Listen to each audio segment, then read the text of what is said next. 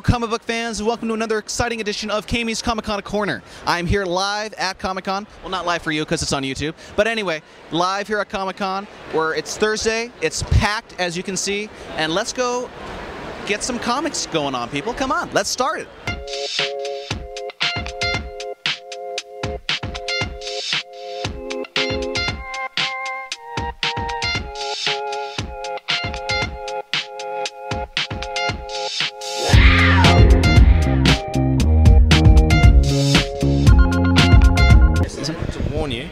Oh, hello, I'm Ben Templesmith. I'm Cammy. This is Ben Templesmith, artist extraordinaire. I've already given Rich Johnson all my best material. And he licked me. You are not going to lick me, are you? I'm not going to lick you. I saw those photos on his Bleeding Cool, and it seemed like you guys were having a party of your own. Yeah. He was in a world of his own. Yeah, and he did attend my party. That's about it. And you can drink other people under the table. Is that, did I hear correct? Remarkably sober so far at this con. I hosted an event, so I could not partake much. I'm Australian. Yeah, he's not a filthy Brit. He's a cool Aussie. Yeah. Okay, so first of all, congratulations on Welcome to Hoxford getting optioned in Hollywood. Thank you very much. I need to really talk into this thing. Yeah, it might help. Background noise. Yeah, just a little bit. Yeah. But so how did Welcome to Hoxford come about? Because it is just a really remarkable story and just creepy as all hell. It's like the hunters, the big game hunters, got just let loose in the zoo, and they have everything in front of them to kill. It was like Dick Cheney style. You know that? Exactly. Yes. Shooting people in faces. Yes. No, he shot a dude in the face at the hunting shooting range where they literally breed and rear these like pigeon bird things or something, and they're like virtually flightless. And guys go around behind some bushes, and then the hunters come up, and they literally just throw the birds in the air and go, "Whoa, look, there's the bird right in front of them." Yeah, that's hunting. So it's a little Dick Cheney style. It's all there for them in the cells, whatever, and they clean house. Oh yeah, all right. Yeah, it's a prison werewolf drama. It turns out the wardens, and the guards are nasty sort of creatures after a while. And the prison inmates, the population, are captive meat. And they clear house once every full moon because they can, and no one will miss them. And then they get new inmates in next time. So, and it picks up from there with a psychologist lady wondering why no one ever comes out, and she's trying to care for her patients that have just been put in. Because, if anything, I really enjoyed 30 Days of Night, and then when they made it into a movie, I thought it was one of the greatest takes on vampires I've seen in a while, like in Hollywood, because nowadays you have the Twilight crowd and the teeny boppers who are just in love with that whole hottie. The director of 30 Days of Night is now doing the third Twilight film, so... Really? Yeah. When was this announced? I have some... A while ago? A little while? Yeah. I don't follow that crowd. I have faith in him. He's going to give it a bit of a shake, so... He wouldn't do it for a stupid reason.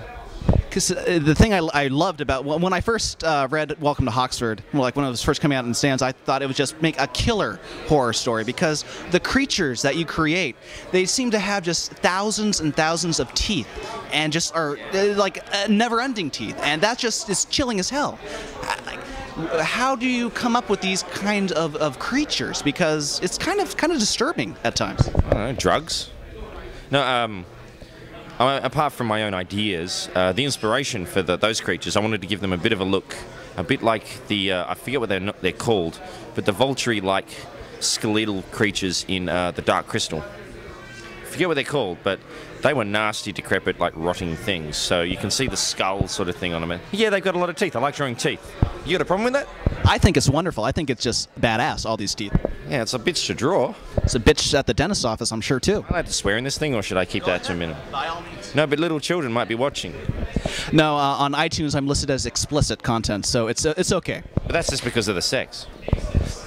Okay, we're gonna cut away from the sex scene, all right? I'm not promising anything. Well, you promised me before. Anyway, all right, moving on. Another creator-owned series that you do is a very brilliant Wormwood Gentleman Corpse. Now, recently it came out with the Deviant edition, which is a hardcover, and well, I call it the Deviant edition. I wish the publisher would more. Oh, okay. So you don't have any saying it? It's on the cover. Oh, it's on the cover. Yeah, but it's not listed as that on like Amazon or something. It's the hardcover. Yeah. It's a very cool hardcover, though, and I was wondering, is this just for the Wormwood stuff, or is like Welcome to Hoxford going to get a hardcovered like Deviant, like it would be like your signature line, maybe? That's pretty much up to the publisher. That one's theirs to do with more in the sense that it's a slightly different deal that I did under. Honestly, if the trade sold out and there was demand for it, I mean it sells well, but then obviously there'd be demand for them to repackage it and sell it again, possibly to some of the same people as a hardcover, because some people like hardcovers. But Wormwood's good because Wormwood, the first hardcover, the trade of that has actually been into like 5 to 6 printings now. So it keeps going, and it's hard to keep in print. So yeah, a hardcover for that one, there's obviously going to be some demand. I don't know about Hoxford, but we're going to do number 2 of the Wormwood ones early next year, I think, or something like that. So because there's at least like 3 volumes worth of the hardcovers, right? Yeah, the hardcover sold out really quickly within 3 months. I mean, it's meant to be a long-term seller, but it was all gone 3 months, like the first quarter after it was out, which was kind of defeating the point, I thought, of having a longer-term, nice prestige format thing. That, yeah, it sold. They should have printed more. More recently, it was Calamari Rising. That was the last arc before Pub Stories, correct? Yes, that was the last like miniseries. Yeah, that was in 2008. Yeah. So you've stated that whenever you have time, you can you just love fooling around with the characters and whatnot. Are we gonna possibly, just possibly, see any more Wormwood in the current future? Maybe next year. One of the things I loved about Wormwood was he has a whole closet full of different bodies that he can just inhabit. And it kind of has a Doctor Who feeling to it a little bit. I know you're a huge fan of Doctor Who, where this is just what I'm coming from. It's always changing the bodies and saving the universe/dimensions from, like, all hell.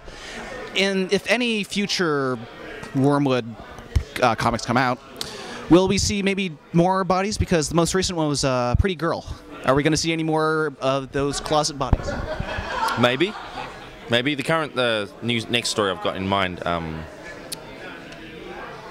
doesn't really have any... I mean, it could. It would just change the dynamic a little bit. But, yeah, I mean, Doctor Who is one of my childhood inspirations, so I wanted to make it a book, more of a risque, disgusting Doctor Who that's, instead of science fiction, it's more demon-y stuff, and also like Hitchhiker's Guide to the Galaxy, the old TV series that I used to grow up on. So this is playing to my influences, really. It wasn't intentional that it should ape Doctor Who in that way, in the regeneration and stuff like that, but that's just... I just saw similarities because I know you're a fan, a big enough fan that they actually let you do the art for Doctor Who The Whispering Gallery that came out... Oh, you had to beg and scream. They didn't just hand it over? And then, actually, it happened on Twitter because...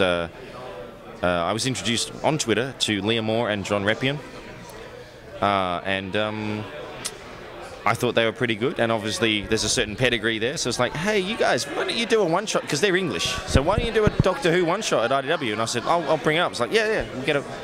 And so they let me do it, because they delivered a brilliant pitch, apparently, so IDW let them happen. Well, if you haven't read this one-shot, it is truly... Look at this guy. He's like Obama. He's killing flies left and right. Now we're going to have complaints from PETA. Believe in. Or Drill Baby Drill. I don't know which is more catchy. But now PETA's going to be all over your ass because you killed that poor defenseless creature. Okay, well, that's always... See, I'm totally with him on that. Fuck PETA. No, don't... Yeah, but fuck PETA because...